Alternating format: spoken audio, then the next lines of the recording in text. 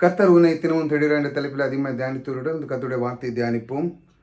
கொடூரமானவர்களின் சீரல் மதிலை மோதியடிக்கிற பெருவெள்ளத்தைப் போல் இருக்கையில், நீர் ஏழைக்கு பெலனும் நெருக்கப்படுகிற எளியவனுக்கு திடனும் பெருவெள்ளத்திற்கு தப்பும் அடைக்கலமும் வெயிலுக்கு ஒதுங்கும் நிழலும் ஆனீர்.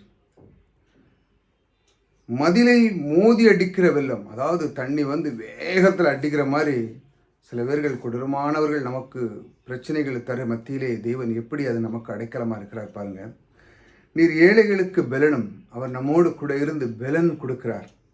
நெருக்கப்படுகிற எளியவனுக்கு திடனும், அவனுக்கு ரொம்ப கஷ்டப்படுகிறவனுக்கு, ரொம்ப பிரச்சனைப்படுகிறவனுக்கு திடன் கொடுக்கிறார். அது எப்படி கையாளுவது, ஒரு பிரச்சனை வந்தால் அதை எப்படி கையாள வேண்டும், இந்த நாவை எப்படி பயன்படுத்த வேண்டும் என்று அவர் கற்றுக் கொடுக்கிறார். அது எப்படி? தேவனுடைய வார்த்தை மூலமாகத்தான். இந்த பைபிளுடைய சார அம்சத்தில் உள்ள அனைத்தும் நீங்கள் ஒவ்வொரு நாளும் அதை தியானிக்கும் பொழுது இந்த மாதிரி ஒரு அடைக்கலமான தேவன் உங்களுக்குள்ளே அவர் வந்து விடுவார்.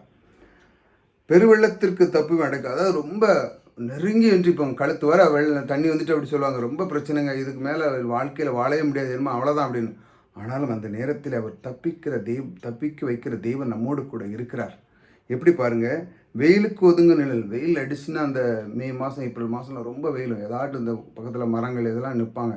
அந்த மாதிரி ஒரு அடைக்கலம். அதாவது வெயிலில் யாரும் அதிகமாக நிற்க மாட்டாங்க மத்திய நேரம். அந்த மாதிரி ஒரு பிரச்சனைகள் வரும்போது சில நேரங்களில் அடைக்கலம் கொடுப்பாங்க. ஒரு யாராட்டும் இந்த பிரச்சனை தானே, நான் பார்த்துக்கிட்டேன், உனக்கு பிரச்சனை இல்லை. அது மாதிரி ஒரு அடைக்கலமான ஒரு அனுகூலமான ஒரு தேவன் உங்களுக்குள்ளே உலாவார். அந்த மாதிரி அடைக்கலமான தேவன் உங்களுக்குள்ளே வர வேண்டும் என்றால் அவருடைய வார்த்தைகளை நீங்கள் பற்றி கொள்ள வேண்டும். ஒவ்வொரு நாளும் அதைத்தான் அந்த தலைப்பு வச்சிருக்கேன், கர்த்தர் உன்னை தினமும் தேடி வருகிறார் என்று. இந்த ஒவ்வொரு நாளும் இந்த மாதிரி தேவனுடைய வார்த்தையை பற்றி கொள்ள வேண்டும்.